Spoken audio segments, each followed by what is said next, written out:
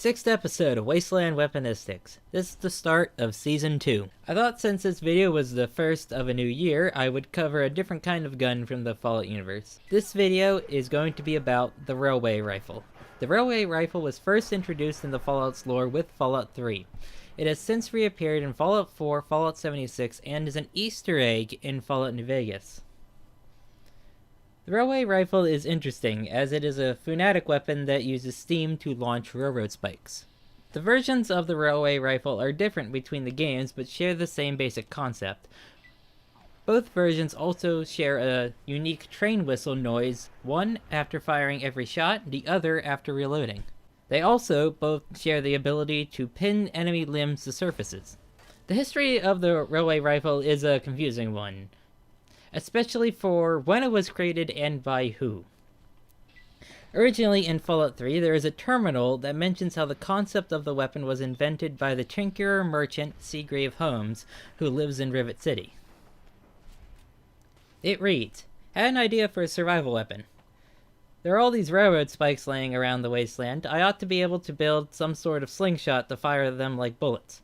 I tried some really big rubber bands, but that didn't work. I wonder if I could use steam as a power source." Lore problem solved. Seagrave Holmes came up with the basic design, and the concept spread throughout the various wastelands. We see characters like Lazo Radford using one in Fallout 3. We get the schematics from Abraham Washington from stealing Independence Quest, or they can be bought straight from Tulip, a female ghoul in Underworld, as well as found in the MDPL-13 power station. We see the weapon on the wall at Mick and Ralph's in New Vegas, however it is not usable in-game. Also, one thing to note is Tulip is associated with the Railroad faction. Coincidentally, in Fallout 4, we can see the Railroad using a different version of the Railway Rifle. Desdemona the leader is often equipped with one. So, it's pretty obvious that the Railroad improved the design that Seagrave Holmes originally came up with multiple barrel-length sights, a bayonet made from a large old hole saw. They even managed to make it fire full auto, turning the weapon into a true force to be reckoned with. This all makes sense, except the second style of Railway Rifle that appears in Fallout 4 also appears in Fallout 76. We now have a problem, because that is 145 years before Seagrave Holmes was even born. This now completely changes the lore. Seagrave Holmes didn't come up with the original concept, instead someone from Appalachia did. They even designed depleted ultrasight-infused railroad spikes for it to be used against scorched creatures. So, the Railway Rifle seen in Fallout 76 and Fallout 4 was most likely created by a member of the Fire Breathers, a sub-faction of the Responders. Alternatively, it could have been made by someone in the Free States. As being a group of post-apocalyptic preppers, they would want to be as utilitarian as possible, and shooting easily accessible railroad spikes would be right up their alley. It should also be noted that Wallace, the Free States vendor bot, is the only faction vendor to sell railway rifles, and not just the plans for it. So what does this mean for our old friend Seagrave? Well, Seagrave Holmes created his version, likely never seeing the other variants, making it out of a fission battery, a pressure cooker, one steam gauge, and a crutch.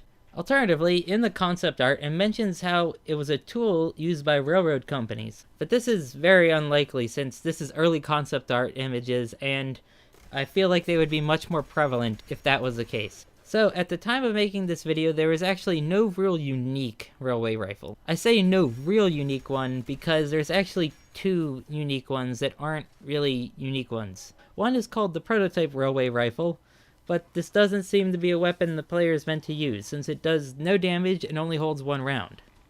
It's basically just used for a demonstration during the Railroad questline. The other is the Railmaster, a unique one from Fallout Shelter. Since Fallout Shelter isn't canon and just a little arcade-style flavor game, the Railmaster isn't canon either.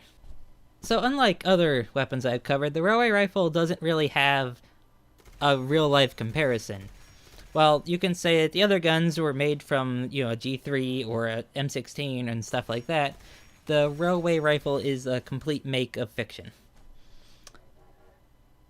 However, we can look at the concept art images where you can see it went through multiple design choices, from a shoulder-fired version heavy weapon to a standard kind of heavy weapon that you hold at your hip that has a backpack.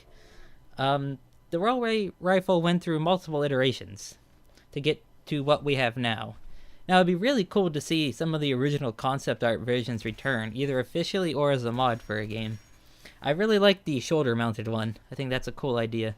So overall, the railroad rifle is kind of a perfect weapon for the post-apocalypse. Easy to find ammunition with lots of power that's able to deal with a multitude of threats. It might not be accurate, but it is definitely a fun weapon to use with its iconic train whistle sound effect, and its ability to easily de-limb your opponents. If you like this video, feel free to subscribe to the channel as well as my main channel, Trooper Fofo. I will try to get more than one episode a month this year, as many people seem to really like these videos.